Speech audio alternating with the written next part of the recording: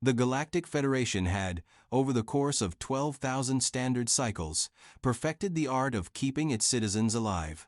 Not thriving, mind you, just alive. There was a difference, subtle but significant, between the two states of being. When your average Quellan merchant suffered a broken limb, the medical bay could have them back to 80% functionality within 3 solar days. When a Thoraxian diplomat experienced cardiac failure, the emergency response teams could stabilize them in under an hour and have them signing treaties again within a week. The galaxy had grown comfortable, perhaps too comfortable, with the idea that biological fragility was simply the price of civilization.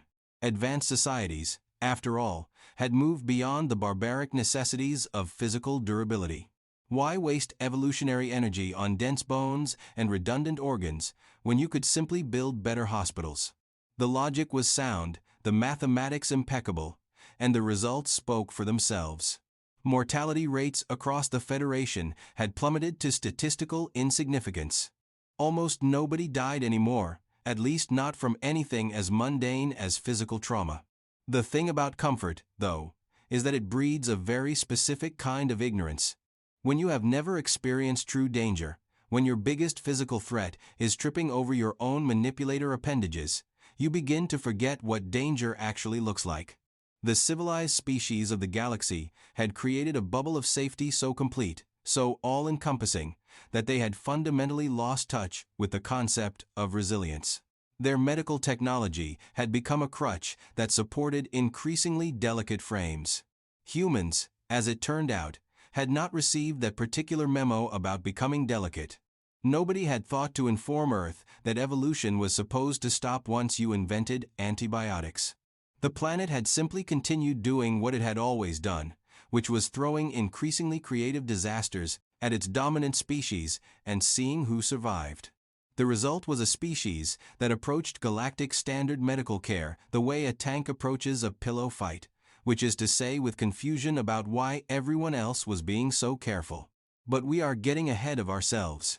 Let us rewind to the moment when these two philosophies, the wrapped-in-cotton-wool approach of the Federation and the built-like-a-brick approach of humanity, were about to collide. Literally. The Interstellar Military Academy on Station Kepler-7 represented the pinnacle of collaborative defense training. 16 species sent their brightest and most capable to this gleaming monument to unity, where future officers learned the delicate art of not accidentally starting wars with their allies. The station itself was a marvel of engineering. A rotating wheel 3 kilometers in diameter that provided 0.7 standard gravity, which was considered the comfortable middle ground for most species. The Quellan found it a bit heavy, the Thoraxians found it a bit light, and the humans found it absolutely perfect for doing backflips, which they did with disturbing frequency. The Academy's corridors hummed with the controlled chaos of youth, being forged into military precision.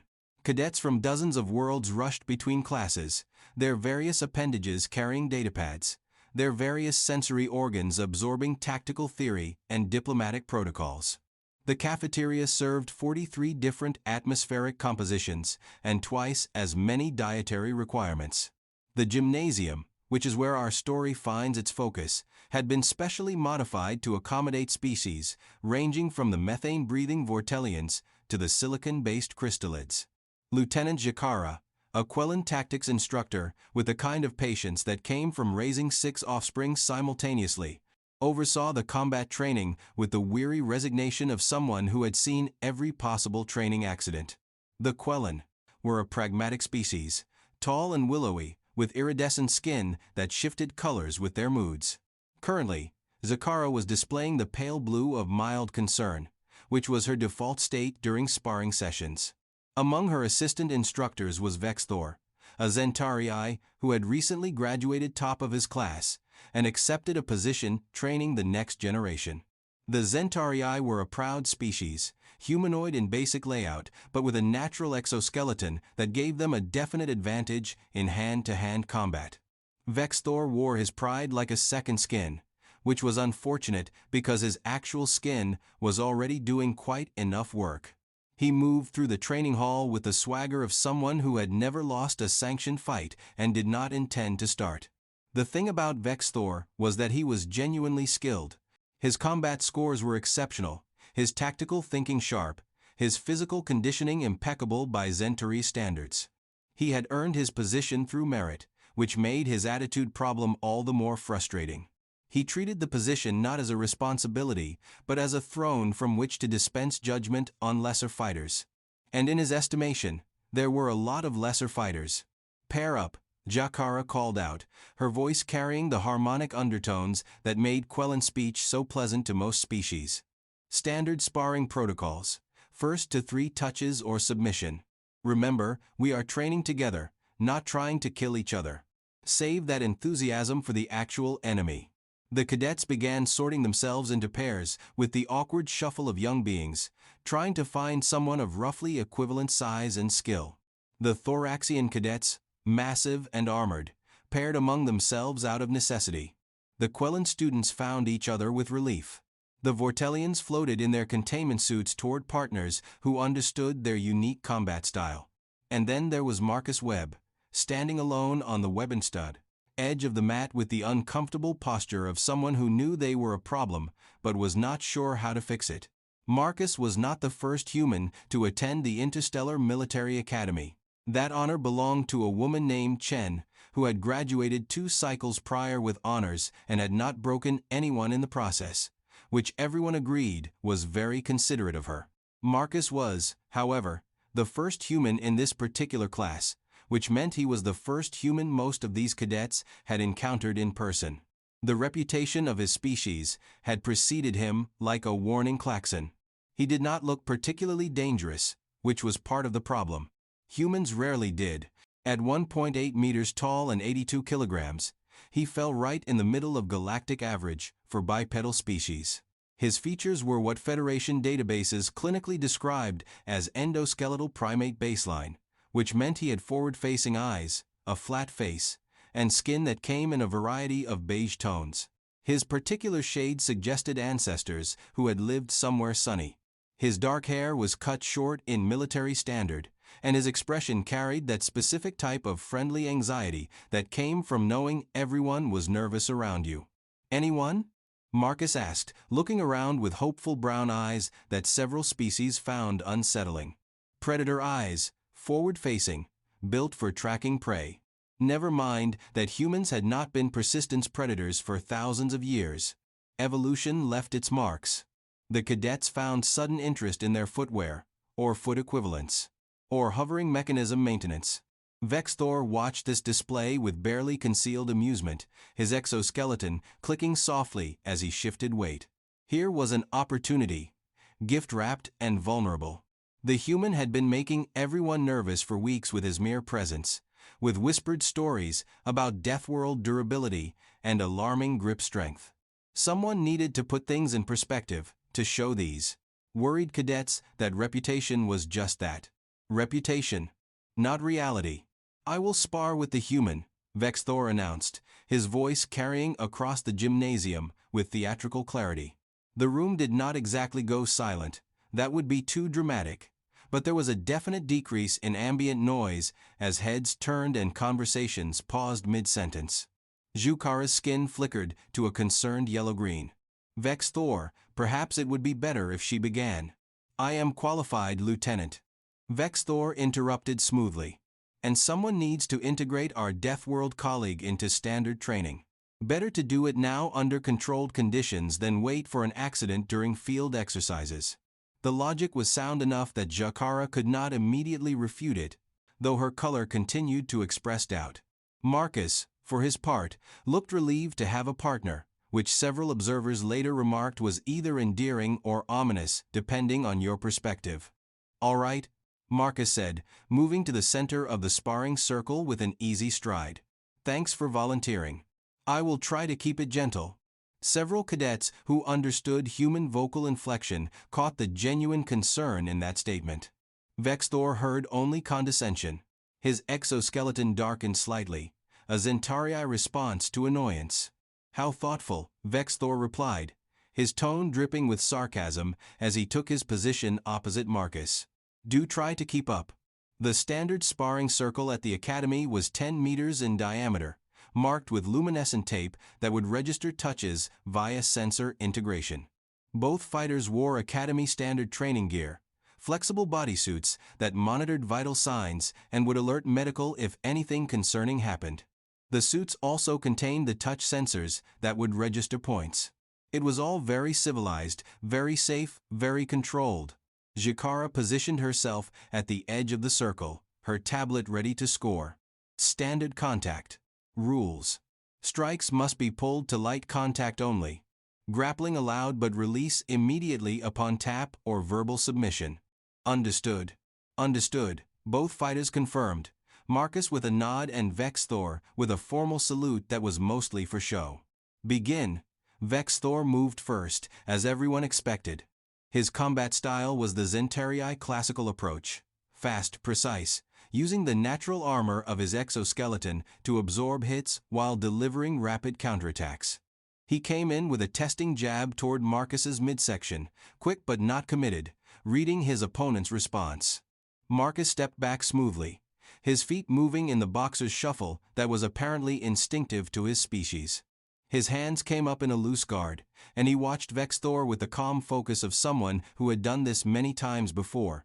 The Zentarii pressed forward with a combination, jab cross, his movements textbook perfect. Marcus slipped the first two and absorbed the third on his forearm, the touch registering a point for Vex Thor. The human did not seem bothered by this development. Good hit, Marcus said amiably. Vex Thor did not respond verbally but increased his pace, circling now, looking for openings. The human's defense was solid, which was mildly irritating. His footwork was efficient, economical. He was not fighting back, though, just defending, and that was insulting. As if the human was afraid of hurting him, as if Vex Thor needed to be handled with care. You are allowed to strike back, Vex Thor said, letting his annoyance show. Or are you afraid? Marcus smiled, which several observers noted did not reach his eyes. Humans did that sometimes, smiled with their mouths, while their eyes said something entirely different. Just getting warmed up. The exchange continued for another 30 seconds, Vex Thor pressing the attack, Marcus defending and occasionally countering with light taps that registered points. The score was 3-2 in Vex Thor's favor, which should have been satisfying, but somehow was not. The human was not trying, that was obvious to anyone watching. He moved like someone very, very aware of his own strength and very, very careful about using it, and that, right there, was what pushed Vex Thor from annoyed to angry. He did not need the Deathworlder's protection. He did not need to be handled carefully, like he was fragile.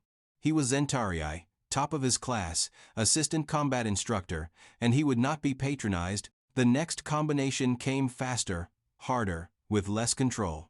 A strike toward the head that was not particularly pulled, a sweep toward the legs that had real force behind it.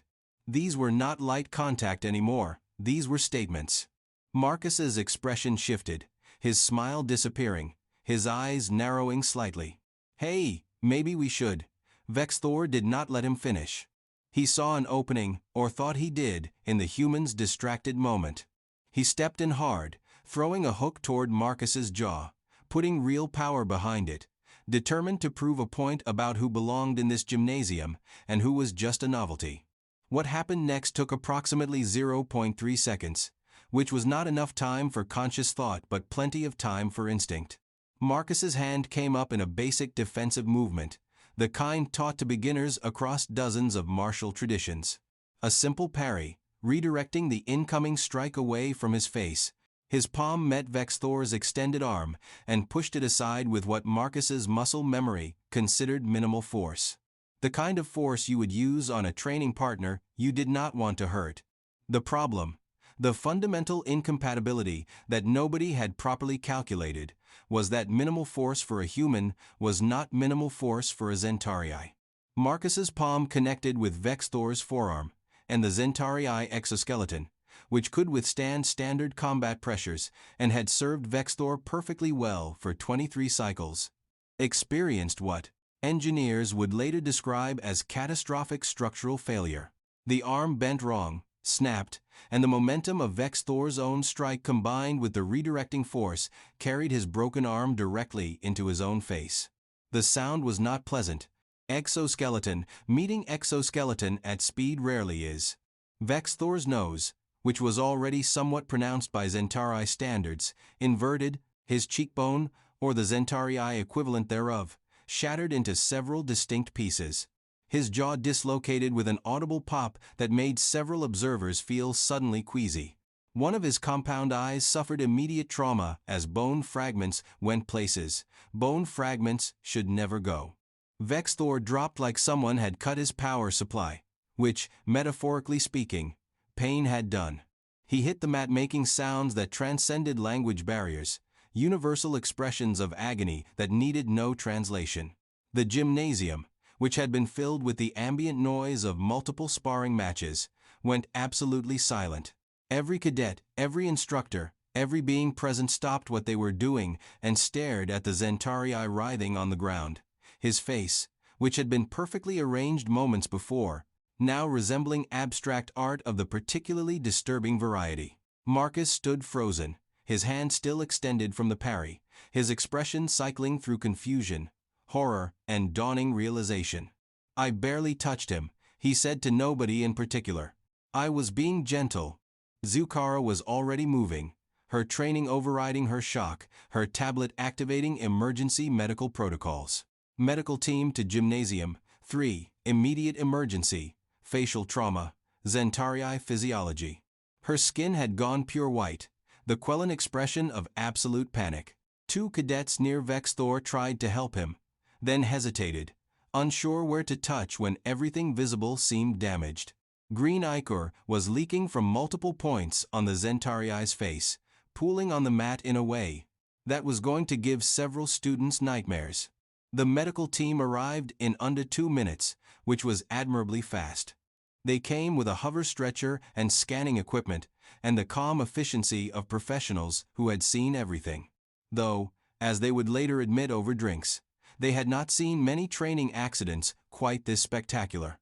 What happened? The lead medic, a thoraxian named Krell, with 4 arms and a no-nonsense attitude, demanded as his team stabilized Vexthor's neck and began loading him onto the stretcher. "Sparring accident," Zukara said, her voice steady despite her color. The human was defending, standard parry, and she gestured helplessly at Vexthor's face. Krell's multiple eyes swiveled to look at Marcus, who was standing exactly where he had been, looking like he desperately wished he could disappear. "You did this with a parry."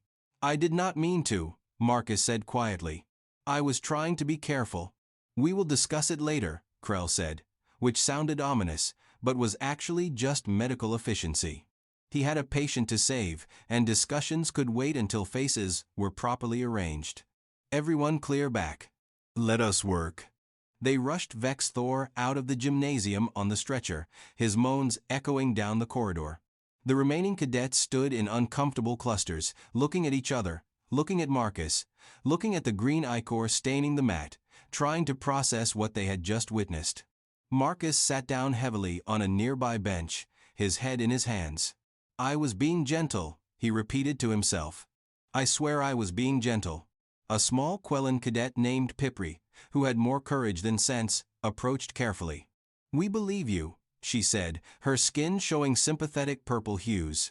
"Your species files say you are much stronger than you appear." "The files do not explain it right," Marcus said without looking up. "They make it sound like we are just a bit tougher, a bit stronger. They do not explain how different the baseline is." He looked up, his eyes troubled. "I have been holding back in every training session. Every single one.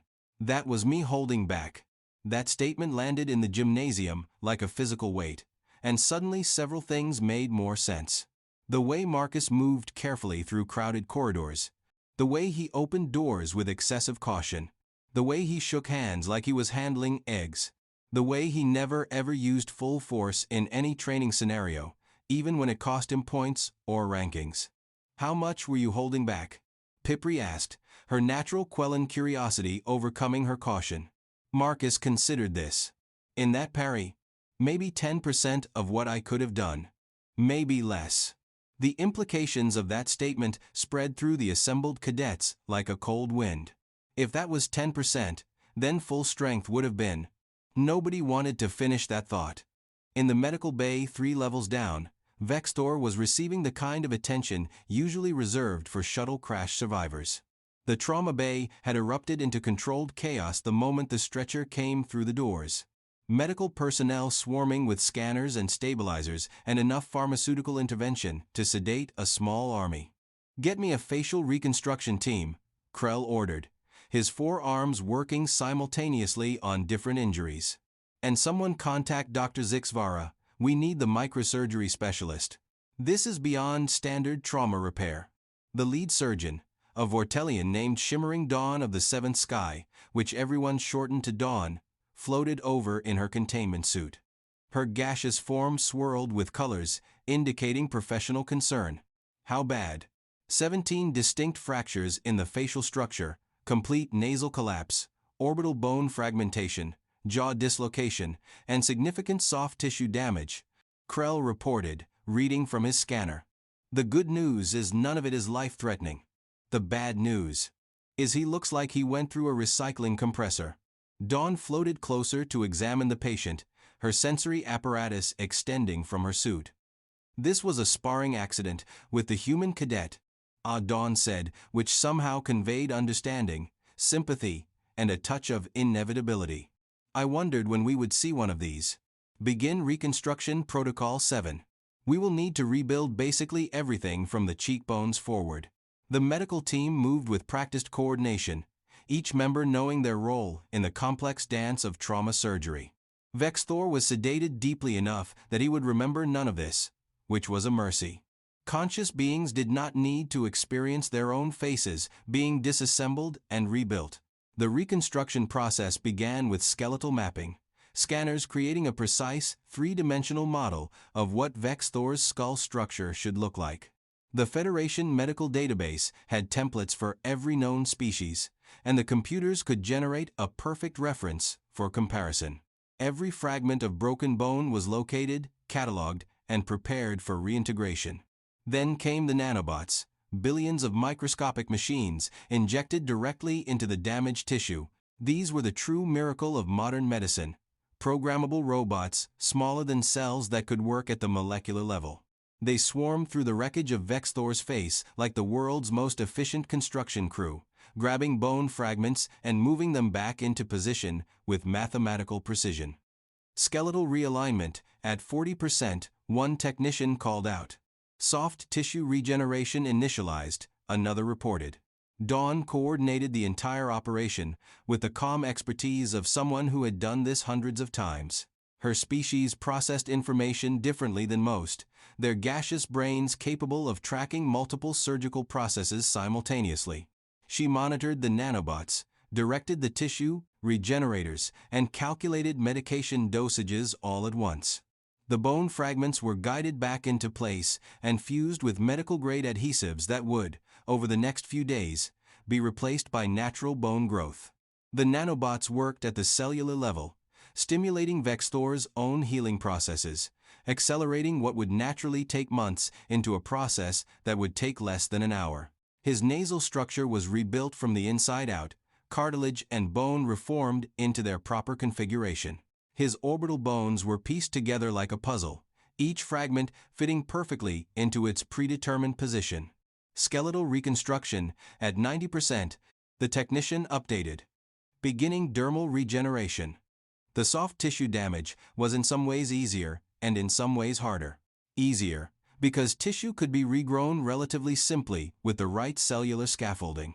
Harder because getting the exact right color and texture match required artistic precision as much as medical skill.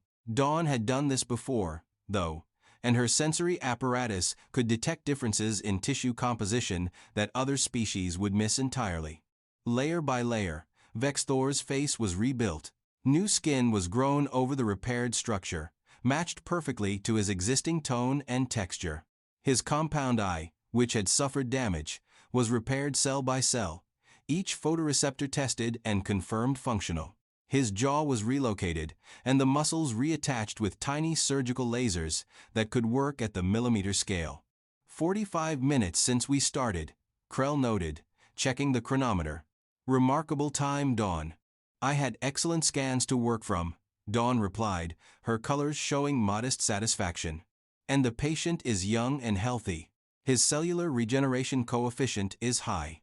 Another 10 minutes and we will be finished. True to her prediction, 55 minutes after Vexthor had been rushed into the trauma bay looking like the victim of a terrible accident, the last of the nanobots completed their work. Dawn performed a final scan, comparing the results to the original template, and found less than 1% deviation, most of that within normal biological variance. Reconstruction complete, Dawn announced. No permanent damage. He will have some soreness for a few days, and we will want to monitor for infection, but structurally, he is perfect. You would never know anything happened. The medical team allowed themselves a moment of collective satisfaction. This was what they trained for, what their technology was built for. The ability to undo catastrophic injury as if it had never occurred. Modern medicine was not about preventing death. That was easy.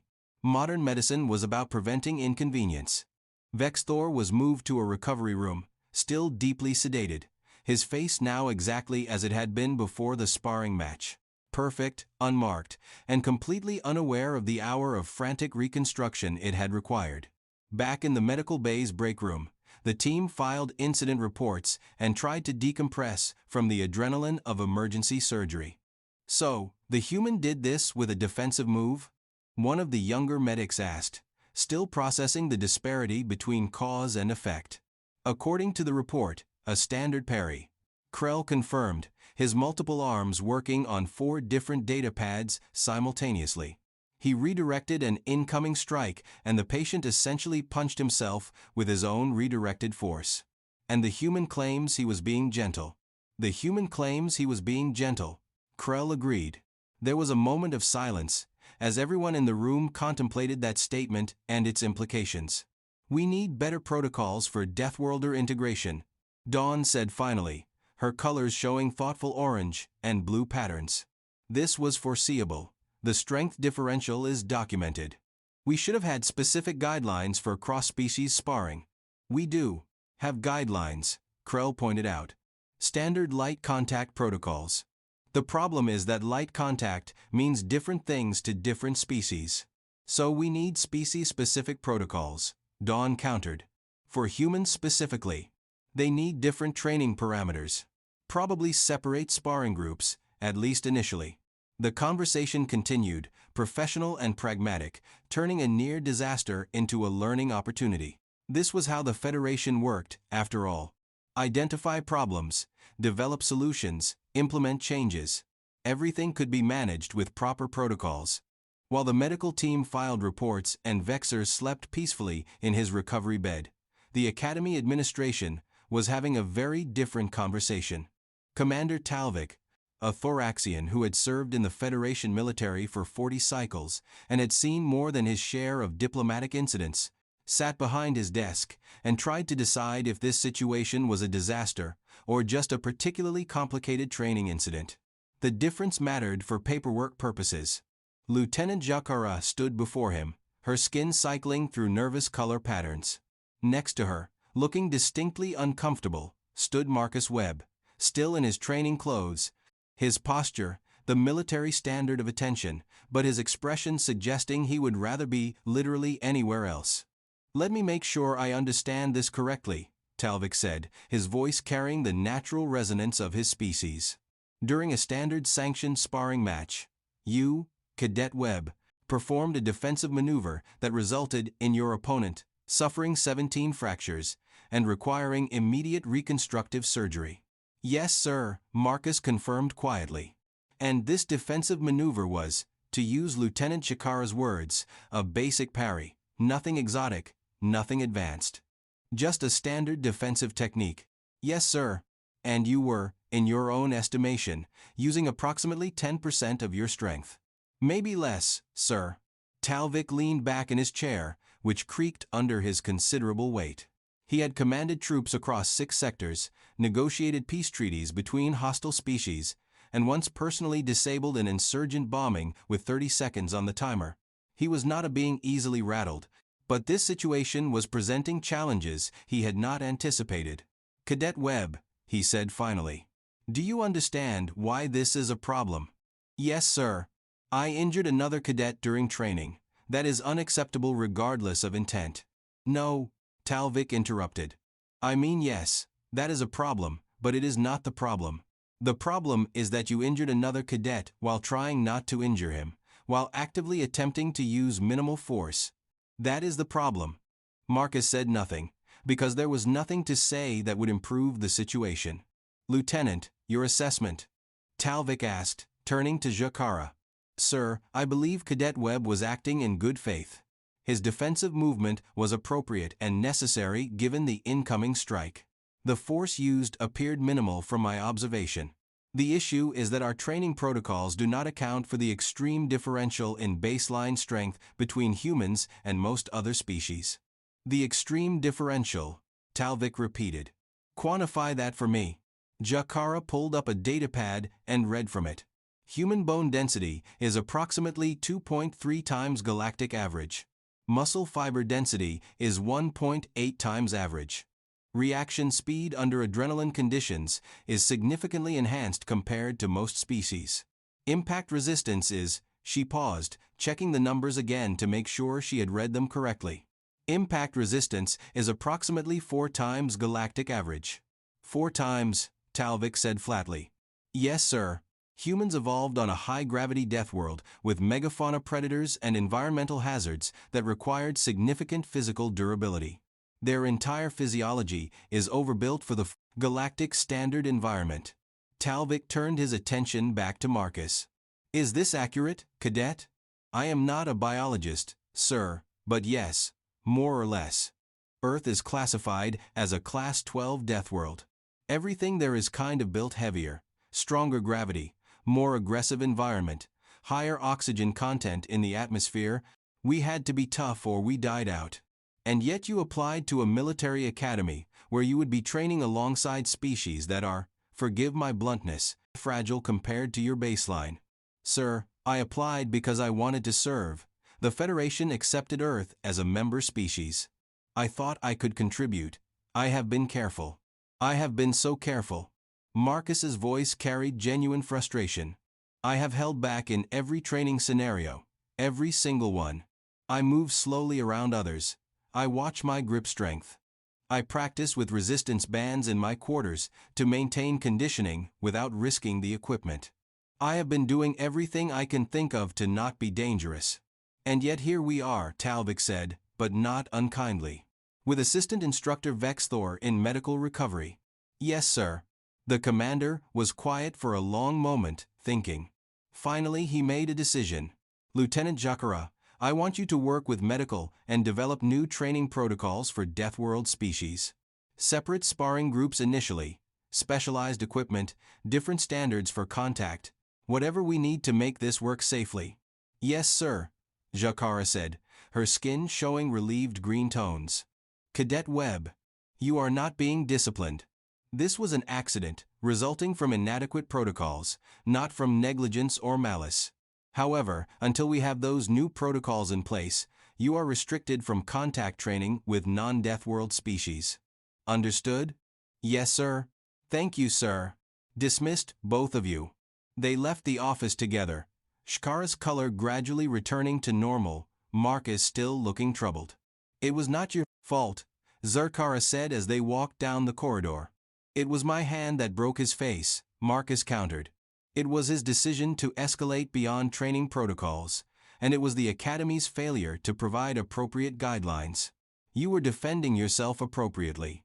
The only thing you did wrong was exist at the wrong place on the strength scale. Marcus managed a small smile at that. That is a diplomatic way of saying I am too strong for my own good. You are too strong for everyone else's good. Zukara corrected. There is a difference. We will figure this out, Cadet. The Federation has integrated species with extreme environmental adaptations before. Humans are not the first challenge we have faced. But we might be the first challenge that breaks faces by accident. True, Zikara admitted, her skin showing amused yellow flecks. That is a notable distinction. 3 days later, Vexthor was released from medical with a clean bill of health, and a face that showed absolutely no evidence of his close encounter with human defensive capabilities. He returned to the gymnasium to find that things had changed somewhat in his absence. The sparring areas had been reorganized. There was now a clearly marked section labeled Enhanced Durability Training in 3 languages, where Marcus and 2 other Deathworld species cadets, a heavily armored Kresh and a crystalline Shardvex, were practicing under specialized supervision. They moved with considerably less restraint than Marcus had shown previously, and the impact sounds from their sparring made several nearby cadets flinch reflexively. Vexthor watched for a moment, his pride warring with his common sense. He had reviewed the footage of the sparring match during his recovery. He had seen, with painful clarity, how minimal the contact had been, how carefully Marcus had been moving, how completely outmatched Vexthor had been without ever realizing it. It was a humbling realization, having your face reconstructed because you picked a fight with someone who could break you by accident. The kind of humbling that either destroyed your ego or rebuilt it on more realistic foundations. Marcus noticed him watching and jogged over, his expression cautious. "Hey, how are you feeling?" "Physically, perfect," Vexthor said, touching his face unconsciously. "The medical team does excellent work. Emotionally, significantly less perfect. Look, I am really sorry about." "Do not apologize," Vexthor interrupted. "I reviewed the footage. You were restraining yourself the entire match. I was the one who escalated. I was the one who threw an unauthorized strike at your head. You defended yourself, as you were trained to do. The only thing you did wrong was be stronger than I had calculated." "Still," Marcus said, "I could have pulled the parry more. I should have just taken the hit. And taught me that I could attack you with impunity? That would have been a worse lesson in the long term." Vexthor straightened his posture, bringing himself to something like attention. "I owe you an apology. I approached that sparring match with arrogance and disrespect. I treated you as a problem to be solved rather than as a fellow cadet deserving of professional courtesy. That was wrong." Marcus blinked, clearly not having expected that. Apology accepted. Good." Vexthor allowed himself a small smile. "I also wanted to ask, once I am cleared to return to full training, if you would be willing to help develop the new protocols. Your perspective on strength management would be valuable." "You want my help? After I broke your face?" "You broke my face by accident, while defending yourself from my poor decisions. That demonstrates precisely the kind of control we need to document and teach. So yes, I want your help." They shook hands, carefully, both of them very aware of grip strength differentials now. It was not quite friendship, but it was professional respect, which was sometimes more valuable in a military context. Over the following weeks, the new protocols took shape.